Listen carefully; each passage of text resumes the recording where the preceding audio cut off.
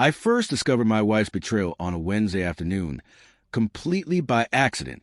It was one of those ordinary days, the kind where you expect nothing remarkable. I had been sitting alone at a small bistro downtown, catching up on emails after a client meeting got canceled at the last minute. The outdoor seating area was bustling, the kind of place where the sounds of clinking glasses and muffled laughter blend into a comfortable urban hum. I was mid-bite into a sandwich when I heard it, a laugh, familiar yet sharper than I remembered. I looked up, and there she was, my wife Vanessa, sliding into a seat just 2 tables away, her friend Melissa already leaning in with that conspiratorial posture that never bodes well.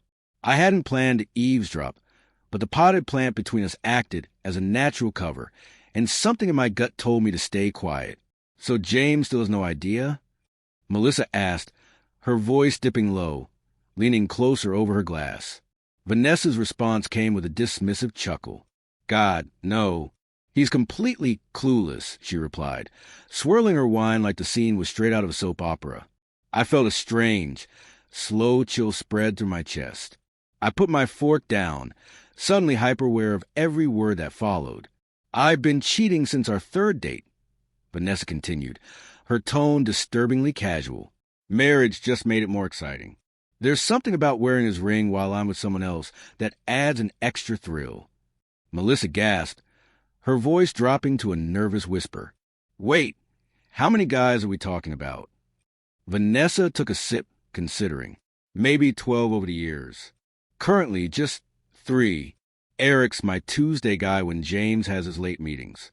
Chris is for when James is traveling. And Michael, well, Michael is special. He's more than just sex." The words hit like cold, sharp splinters, each detail driving deeper. She went on, outlining a system she perfected over the years. Separate email accounts, a second phone, a hidden credit card I never even knew existed. "James makes it easy," she added with a wry smile. "He's so trusting, so predictable. Always home when he says he'll be. Always tells me his schedule. I know exactly where he is at all times." Melissa's eyes widened. "Aren't you afraid he'll find out?" Vanessa shrugged. "Sometimes I almost want him to, but he won't. Even if he did, what would he really do? The house is in both our names. My name's on his accounts. He'd have to pay alimony. He's too practical to blow everything up." They eventually moved on to lighter topics, gossiping about mutual friends and laughing as if nothing of consequence had just been said. I sat frozen, my sandwich forgotten, my world tilted on its axis. When I finally stood up to leave, it was with a clarity I hadn't felt in years. There was no anger, no immediate urge for confrontation, just a cold, calculated resolve. I walked out of the bistro and headed straight to my car, my mind already piecing together the framework of an escape. I didn't drive straight home.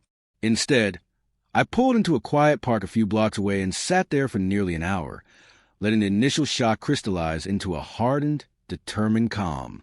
The first call I made was to my lawyer, Graham, an old college friend who had handled all my business contracts over the years. I kept my voice steady, explaining the situation in as few words as possible.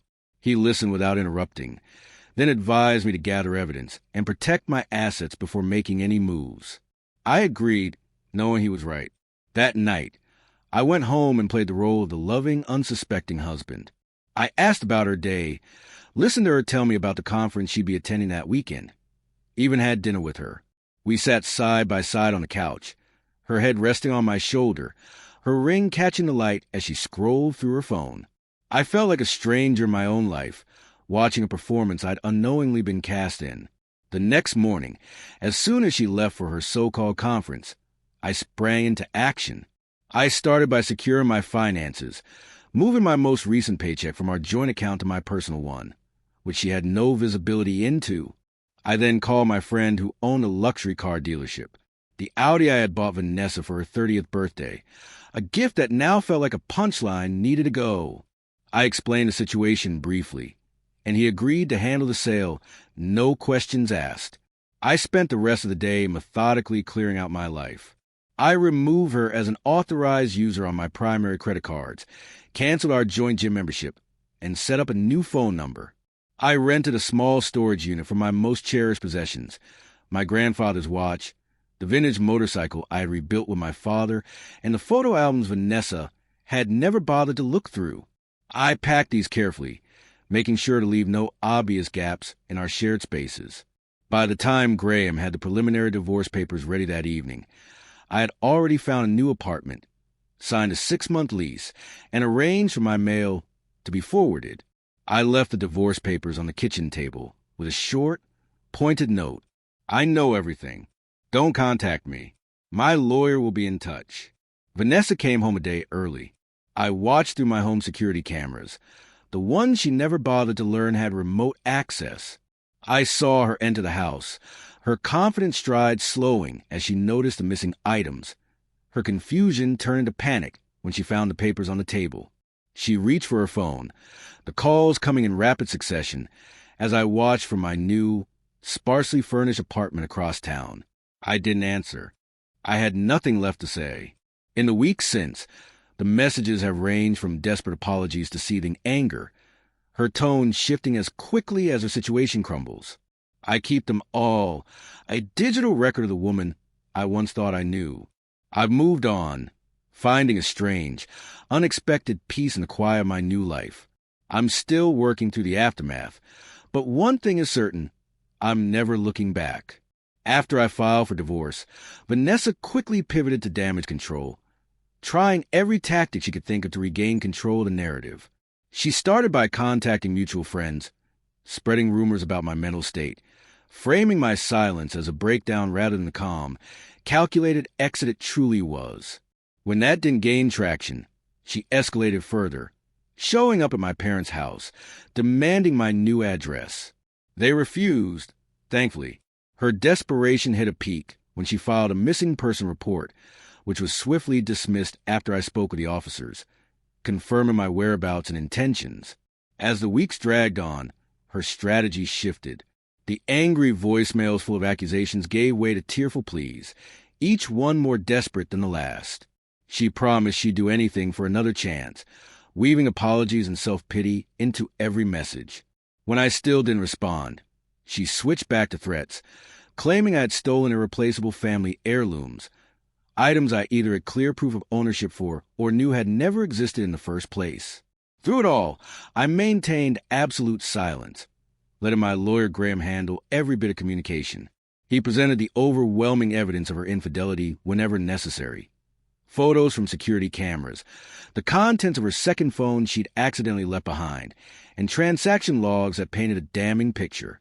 Her double life was exposed in stark detail, making her attempt to gain leverage laughable in hindsight. It's been 6 weeks now.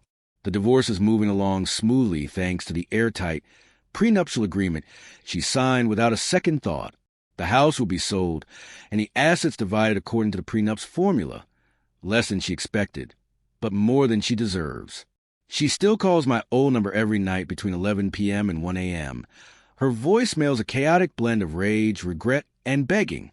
I don't listen to them anymore. I just forward the timestamps to Graham for documentation. Last week, I ran into Melissa, one of her close friends, at a coffee shop. She looked uncomfortable, but approached me anyway. "I'm sorry," she said, her voice strained. "If I'd known you were there that day." I met her gaze, unimpressed. "You would have what?" I asked. Warned her? Helped her keep the lie going? She hesitated, then admitted, "I don't know, but for what it's worth, she's a mess.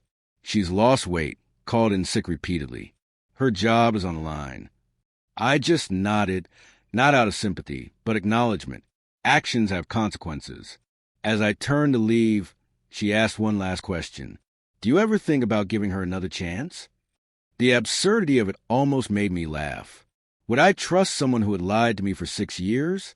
Who had risked my health with multiple partners? Who had turned our marriage into a convenient cover for her deceit? I looked back at Melissa and simply said, "Would you?" Now, 3 months later, the divorce has been finalized. It moved faster than expected, thanks to the mountain of evidence and the ironclad prenup. At the final hearing, Vanessa looked like a ghost of her former self, subdued, a shadow of the confident manipulative woman I once knew.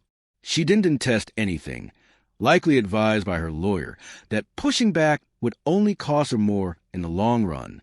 The house sold quickly in a competitive market. After paying off the mortgage, the remaining equity was split 70-30 in my favor, a direct result of the down payment coming from my premarital funds.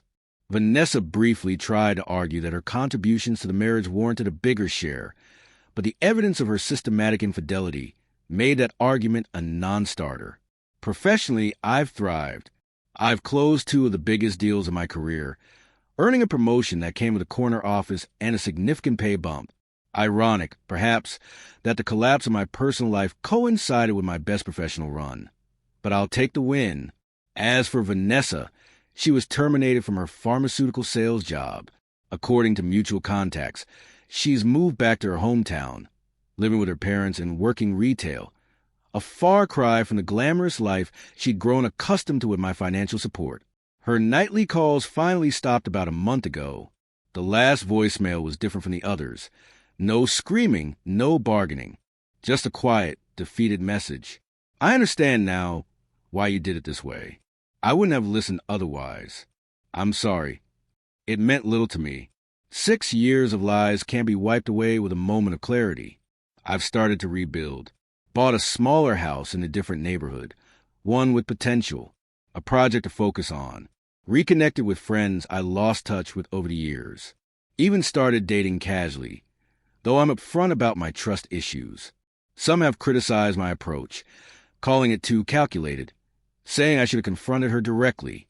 To them, I ask, what would that have accomplished? Given her a chance to twist the story? Allowed her time to hide assets or fabricate counterclaims? No, the clean break wasn't just emotionally necessary. It was strategically sound. Looking back, I see the red flags I ignored for years.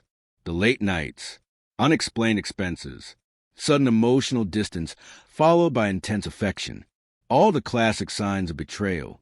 I see now that I simply wasn't ready to confront the truth. But I am now, and that makes all the difference. For anyone in a similar situation, protect yourself first. Emotions can be processed later, once you're safe from further manipulation. And remember, the person capable of lying to your face for years isn't the person you thought you married. Act accordingly.